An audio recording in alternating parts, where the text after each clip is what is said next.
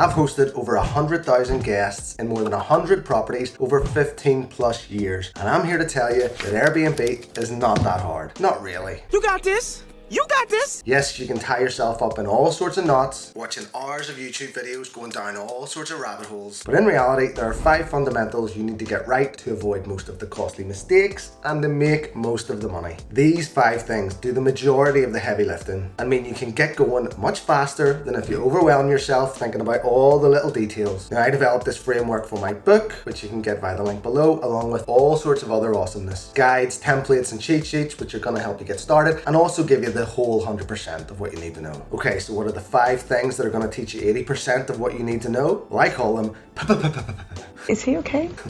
or the 5 P's. Let's call them. First P is property. Told you this would be straightforward. Now, within each of these P's, I'm going to give you the biggest thing that's going to impact your profitability. And the number 1 determinant of success here is the location of the property. You absolutely need to make sure that your property is in an area of high demand. And to put it plainly, you can't manufacture that demand unless in absolutely exceptional circumstances, which I'm going to touch on in a minute. 80% of people want to stay in 20% of the places. And remember that people know where they want to go when they start looking. They type in the destination and then just choose from the search results. Take Northern Ireland, for example, our wee country. Everyone wants to stay in Belfast, of course they do, but absolutely no one wants to stay in a little town called Larne. Now, if I put a property online in Larne, it doesn't matter how nice it is or how cheap my rates are, no one's going to book it because there's no demand.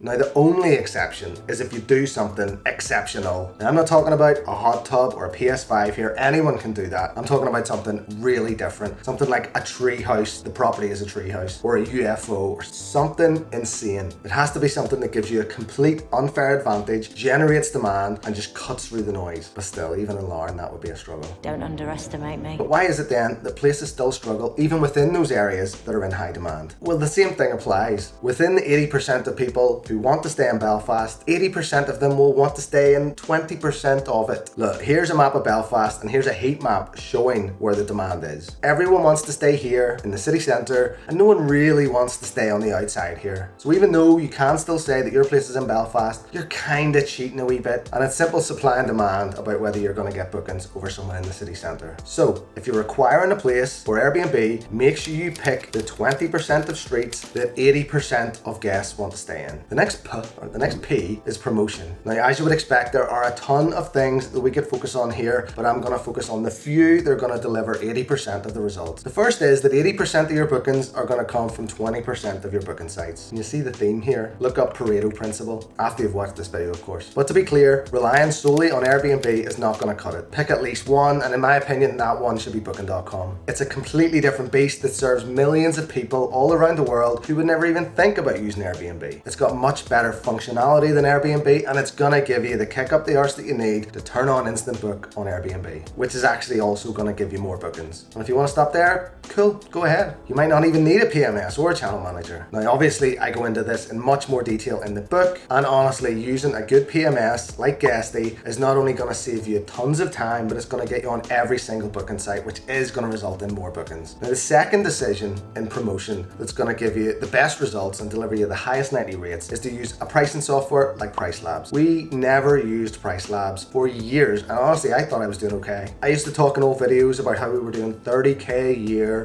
from a 2-bedroom property, but now with PriceLabs, that same property is doing over 50k, and that's even with 1,000 more short-term rentals competing with us. This guy's good. You can only see the true power of this thing once it's up and running and you see bookings coming in at nightly rates you would never have went up to. There's a link below where you can get a 30-day free trial and you can just see for yourself. What have you got to lose? The next P is people. Now, the thing that's going to give you the biggest lift here is getting your hospitality hat on and realizing that these bookings that you're wanting to fill your calendar are actual real people who have worked hard, who have saved up, who have eventually found your place and booked it. Now, think about if you went out for a meal or a big family occasion, say a fancy birthday. You're all excited in the run-up. The big day comes and it's completely underwhelming.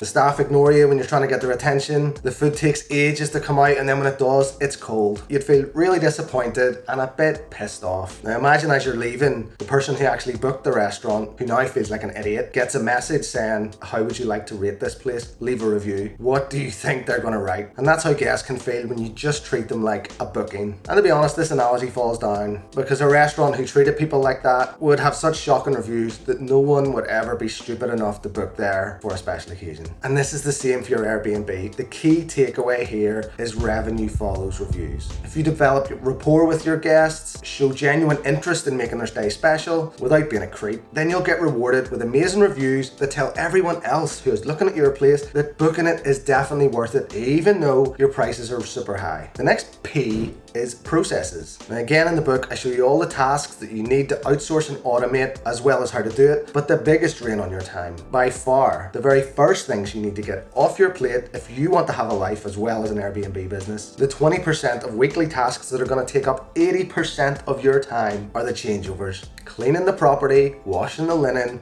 meeting and greeting the guests. These things take up so much time. Now, cleaning and the linen are super important tasks, but they can be outsourced. They're functional tasks that almost anyone, or at least lots of people, can do. And freeing this time up not only allows you to have a life, I don't know, go on holiday yourself, but it also gives you more time back to focus on the vital tasks that only you can do. Business strategy, building rapport with those guests, counting all the money the Price Labs is making you. The next P is protection. And the biggest learning in this P is that not everyone who books your place will be nice. You're gonna get some weird guests, some demanding guests, some horrible guests, some dangerous guests. This business will honestly give you a sneak peek into the full spectrum of human nature. You will get your eyes opened into some of the strangeness that's out there. Maybe you're strange too, you big freak. Now, I'm not trying to scare you, but you definitely should be a bit scared about who could potentially be coming through your doors. And that's why having some strict, appropriate vetting procedures are gonna weed out the vast majority of these bad guests. And you'll be glad to know that it's way more than 80%. If you follow the steps in my book, along with the accompanying vetting procedure, you're gonna be absolutely fine. But at the very least, you should have strict rules around noise, parties, smoking, pets, but please make sure that they're appropriate and in place to actually stop antisocial behavior. You do not want to be one of those hosts that have rules for absolutely everything, so your guests are actually too scared to enjoy their stay. Now, if you're still hungry for more and you're too cheap to go and buy my book, link below, did I mention it was an Amazon #1 bestseller? Then you can watch this video. I'll give you all the steps for how to finally